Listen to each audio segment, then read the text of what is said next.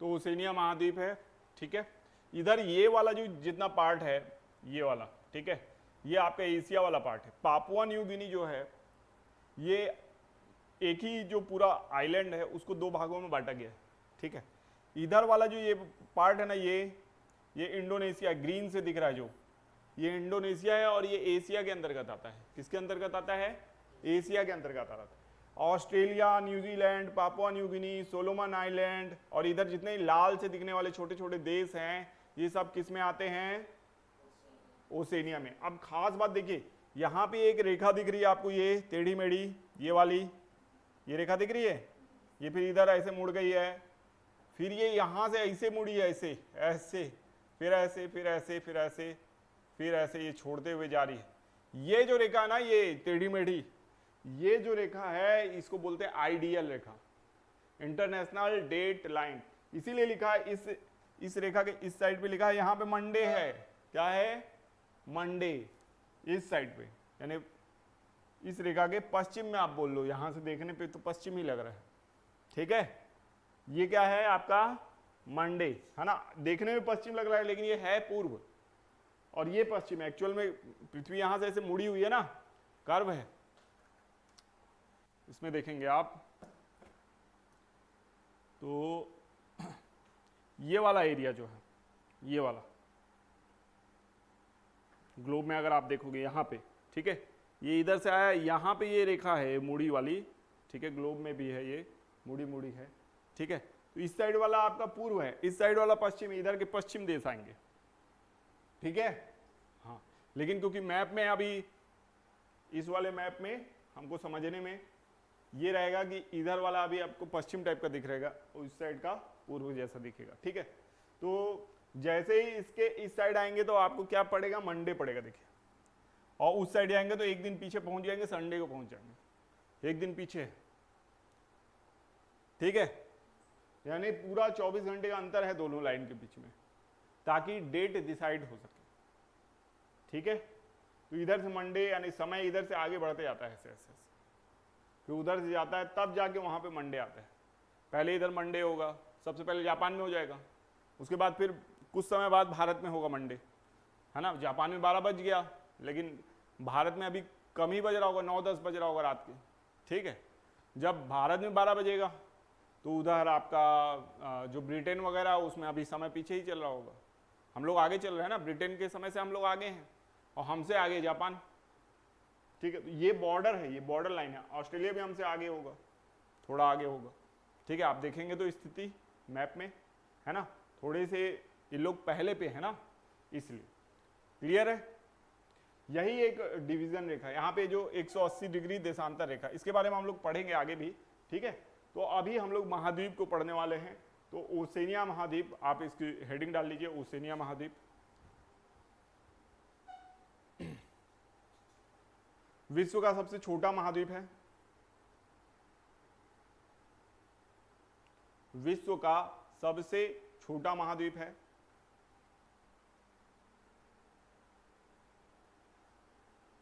इसे ही ऑस्ट्रेलिया महाद्वीप के नाम से भी जाना जाता है, इसे ही ऑस्ट्रेलिया महाद्वीप के नाम से जाना जाता है।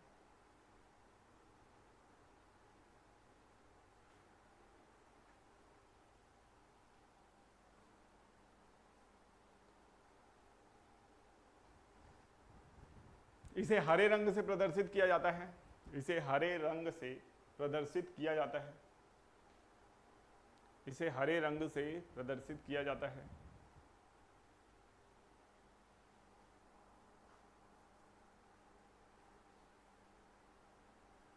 अब देखिए, इस महाद्वीप से ये जो रेखा गुजर रही है,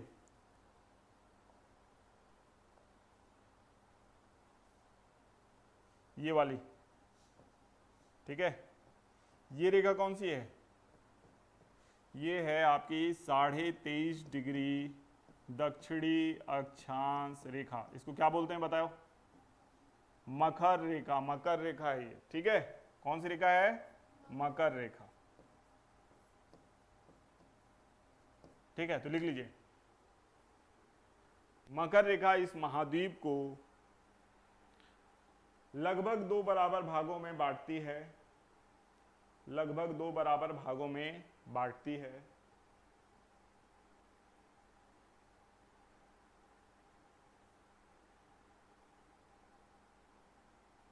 लगभग 2 बराबर भागों में बांटती है। ठीक है, कौन सी रेखा है ये? मकर रेखा, इसको याद रखना है आपको। ठीक है,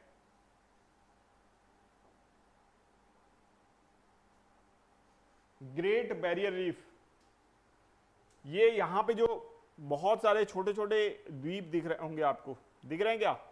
ऐसे ऐसे बहुत सारे हैं, इसी कलर में हैं। ठीक है, तो मैंने ब्लैक से बनाया है। तो ये जो बहुत सारे द्वीपों का समूह है यहाँ पे, ठीक है, इन्हीं को क्या कहा गया है? Great barrier reef. Great barrier reef, ठीक है, ग्रेट बैरियर रीफ लिख लीजिए।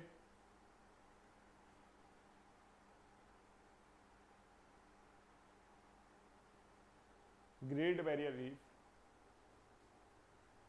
ये ऑस्ट्रेलिया के उत्तर पूर्वी तट में, यह ऑस्ट्रेलिया के उत्तर पूर्वी तट में स्थित, या ऑस्ट्रेलिया के उत्तर पूर्वी तट में स्थित एक अवरोधक प्रवाल भित्ति है। एक अवरोधक प्रवाल भित्ति है जो ऑस्ट्रेलिया के उत्तर पूर्वी भाग में, हाँ, यह ऑस्ट्रेलिया के उत्तर पूर्वी भाग में स्थित एक अवरोधक प्रवाल भित्ति है। ये ऑस्ट्रेलिया के उत्तर पूर्वी भाग में एक अवरोधक प्रवाल भित्ति है। एक अवरोधक प्रवाल भित्ति है जो कोरल सागर में स्थित है। यहां पे कौन सा सागर है? ये कोरल सी लिखा भी हुआ है अंदर पे, ठीक है, कोरल सी, ठीक है, कोरल सी में स्थित है। ये वाले सी को क्या बोला जाता है? कोरल सी बोला जाता है। ठीक है,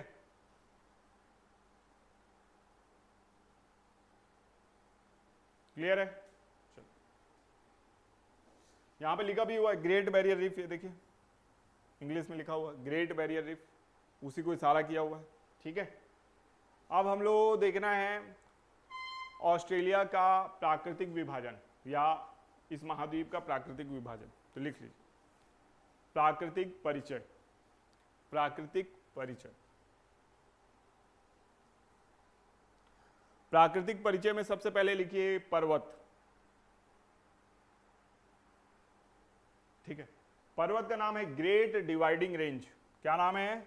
ग्रेट डिवाइडिंग रेंज। तो ये यहां पे है ग्रेट डिवाइडिंग रेंज, ऐसे करके पूरा नीचे तक ये जो पर्वत है इसका नाम क्या है? Great dividing range. ठीक है, ग्रेट डिवाइडिंग रेंज पर्वत, और इसकी सबसे ऊंची चोटी का नाम है ग्रेट डिवाइडिंग रेंज।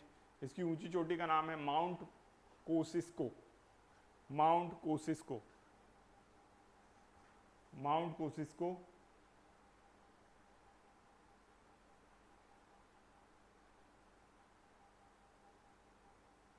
ठीक है, कोसिस्को भी लिखा रहता है कई जगह पे, कोसिस्को भी लिखा रहता है ना, इंग्लिश का ट्रांसलेशन है, अलग अलग तरीके से करते हैं। कोसिस्को, ठीक है, तो ये हो गया। अब ये पर्वत कहाँ फैला हुआ? ऑस्ट्रेलिया के पूर्वी तट या पूर्व में उत्तर से दक्षिण तक फैला हुआ। लिख लीजिए, यह पर्वत ऑस्ट्रेलिया के पूर्व में उत्तर से दक्षिण तक फैला हुआ है।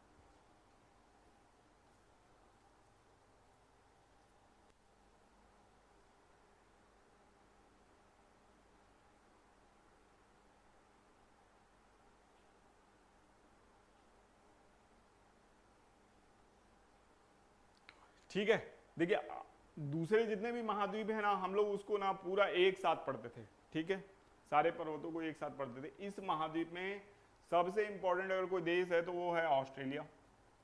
ठीक है, तो हम लोग इसकी जियोग्राफी को पहले पढ़ रहे हैं, है ना, इसके प्राकृतिक विभाजन को हम लोग पहले पढ़ रहे हैं। जब न्यूजीलैंड पढ़ेंगे तो यहाँ पे भी एक माउंट कुक है, यहाँ की सबसे ऊंची चोटी भी है, ठीक है, तो उसके बारे में पढ़ेंगे। अभी हम लोग किसके बारे में पढ़ रहे हैं?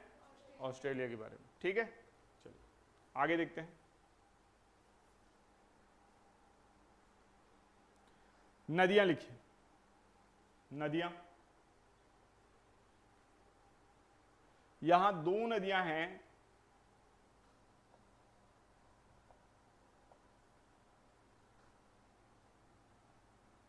एक है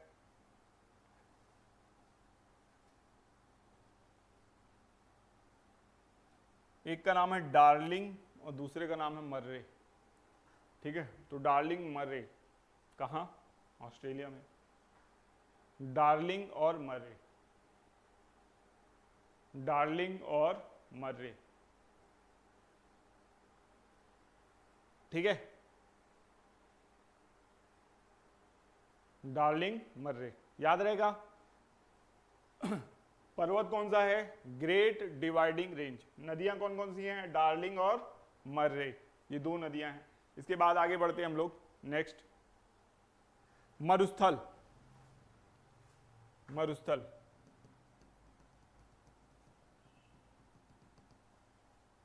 ये पूरा मरुस्थल है और इसका नाम है पश्चिमी ऑस्ट्रेलिया का मरुस्थल, पश्चिमी ऑस्ट्रेलिया का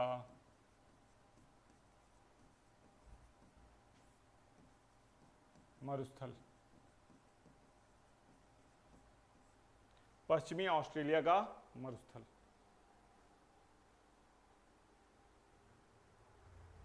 पश्चिमी ऑस्ट्रेलिया का मरुस्थल,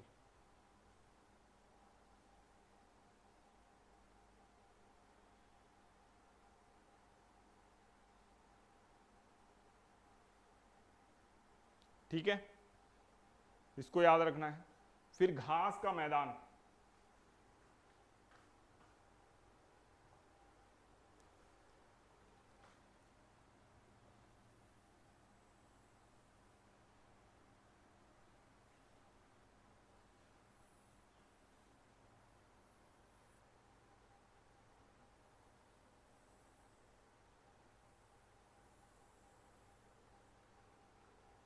सबसे पहले हम लोग क्या देखें? यहां पे पर्वत देखें।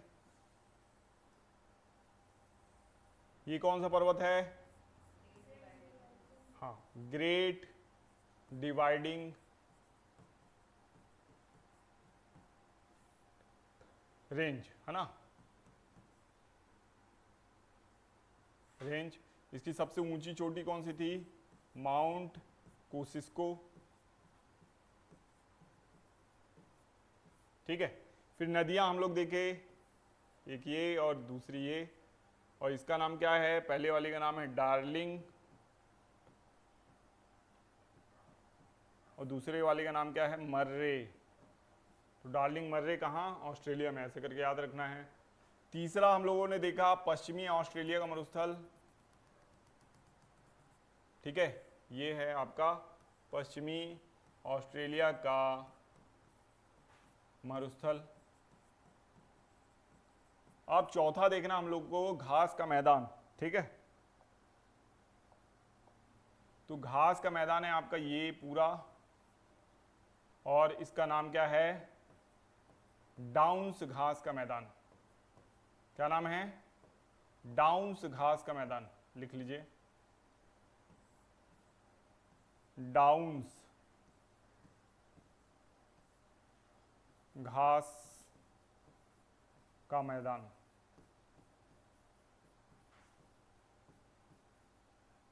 डाउन्स घास का मैदान, ठीक है।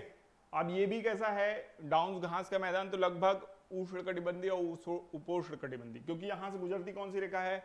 मकर रेखा है, ठीक है, विषुवत रेखा नहीं गुजरती है, ठीक है। तो थोड़ा सा पार्ट इसका उष्णकटिबंधीय में आता है, थोड़ा उपोष्णकटिबंधीय में आता है, ठीक है। तो ये भी खेती के लिए उपयुक्त है ना। इसलिए जो फसल होती है ऑस्ट्रेलिया में वो है गेहूं। फसल कौन सी होती है ऑस्ट्रेलिया में? गेहूं, लिख लीजिएगा, फसल गेहूं। ऑस्ट्रेलिया में जीव कौन कौन से पाए जाते हैं? आप लोग तो बता सकते हैं। ऑस्ट्रेलिया के फेमस जीव हैं, क्या क्या नाम है उनका? कंगारू पाया जाता है, बिल्कुल सही है, जीव में लिख लीजिए। अमेरिका का राष्ट्रीय पशु भी है कंगारू। और एक का नाम मैंने लिया था पहले ही, शुतुरमुर्ग। शुतुरमुर्ग भी कहाँ पाया जाता है? ऑस्ट्रेलिया में पाया जाता है शुतुरमुर्ग।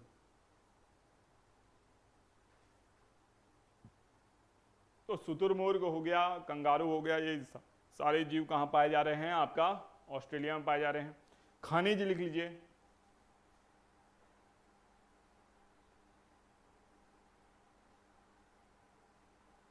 खनिज में पहला लिखिए सोना। इसकी प्रसिद्ध खाने हैं कालगुरली और कुलगार्डी। यहाँ पे दो खाने हैं, कालगुरली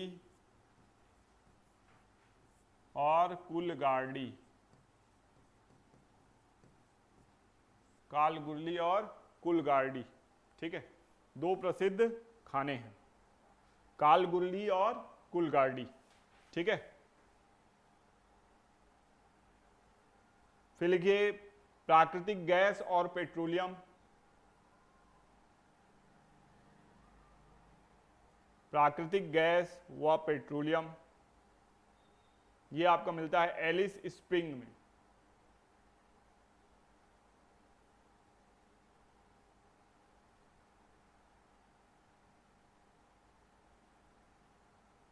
एलिस स्प्रिंग, प्राकृतिक गैस और पेट्रोलियम एलिस स्प्रिंग में मिलता है। तीसरा है बॉक्साइट। बॉक्साइट का भी ऑस्ट्रेलिया सबसे बड़ा उत्पादक देश है। बॉक्साइट का सबसे बड़ा उत्पादक देश है।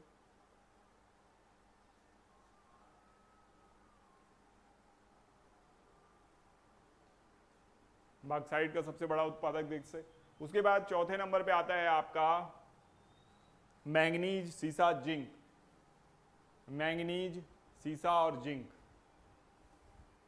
मैंगनीज, सीसा, जिंक।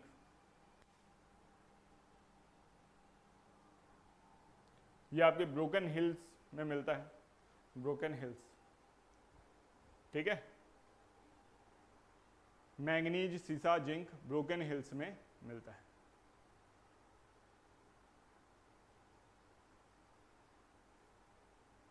याद रहेगा?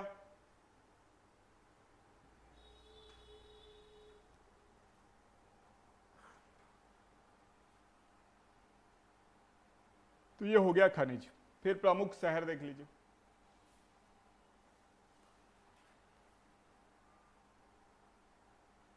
प्रमुख शहर में पहला लिखिए कैनबरा।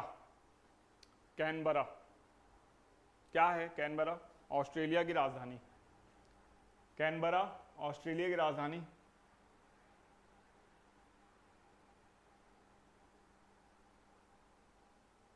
कैनबरा ऑस्ट्रेलिया की राजधानी है।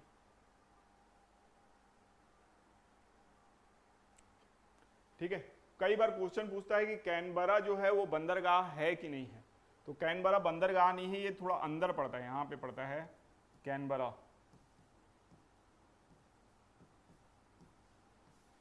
ठीक है, तो ये बंदरगाह नहीं है ना। क्वेश्चन ये अक्सर पूछ लेता है कि कैनबरा, यानी चार शहर का नाम दे देगा, जैसे कि सिडनी दे देगा, पर्थ दे देगा, है ना, मेलबर्न दे देगा और कैनबरा दे देगा, बोलेगा इनमें से कौन सा बंदरगाह नहीं है। ठीक है, कैनबरा जो है वो राजधानी तो है लेकिन बंदरगाह शहर नहीं है, मतलब समुद्र तट पे लगा हुआ नहीं है। ठीक है, फिर आगे लिख लीजिए मेलबर्न।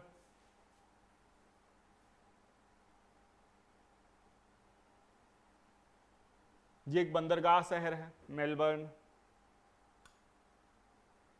मेलबर्न बंदरगाह शहर है।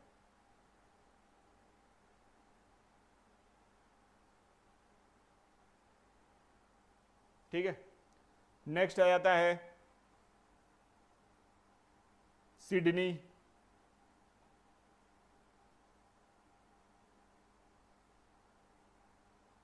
ऑस्ट्रेलिया के सबसे बड़े शहरों में से एक है। तो देखिए यहाँ पे आपका सिडनी आ जाता है, सिडनी, और यहाँ पे नीचे साइड पे क्या आता है? मेलबर्न।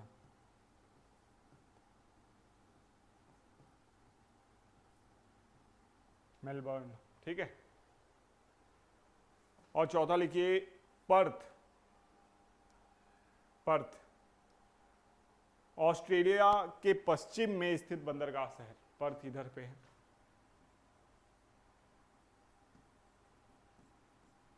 ठीक है। ये किस साइड पे स्थित है? पश्चिम में स्थित बंदरगाह शहर है।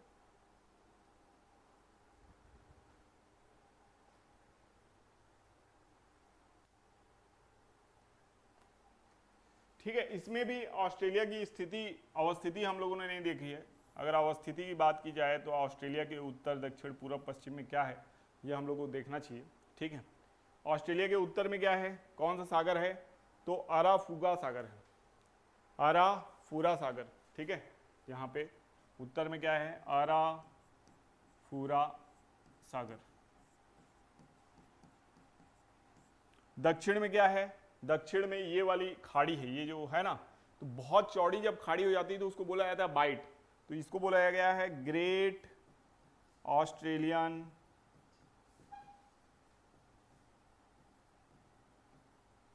बाइट,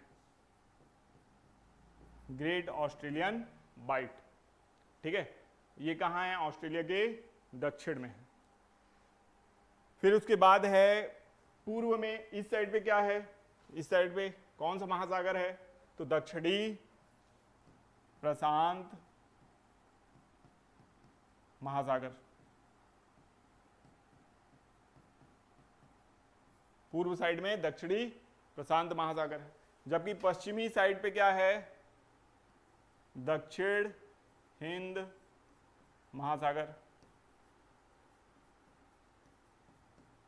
दक्षिणी हिंद महासागर क्या है? आपका पश्चिम की ओर है, ठीक है। यहां तक कोई दिक्कत? सारी चीजें क्लियर है अभी तक, है ना? ठीक है, तो ये हो गई अवस्थिति ऑस्ट्रेलिया की। केवल ऑस्ट्रेलिया की अवस्थिति देख रहे हैं। ओशिनिया महाद्वीप क्योंकि बहुत भागों में विभाजित है तो उसकी अवस्थिति देख नहीं सकते, है ना।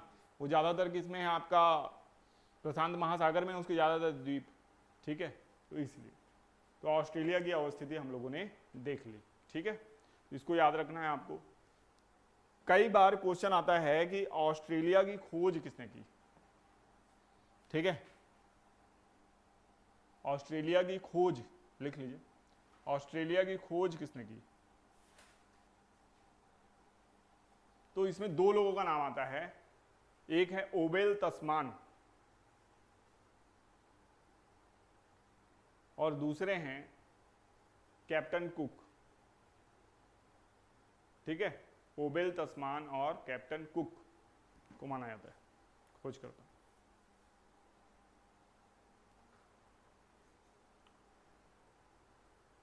इस महाद्वीप में द्वीप है ना, द्वीप कौन कौन से हैं? तो पहले तो ऑस्ट्रेलिया के द्वीप लिख लीजिए, ऑस्ट्रेलिया के द्वीप।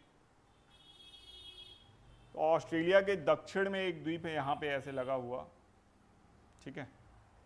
अगर हम पीछे देखेंगे पिछले पेज में, यहां पे आपको दिख रहा है छोटा वाला द्वीप, ये है ना, इसी को बना रहा था मैं। ये है आपका तस्मान द्वीप,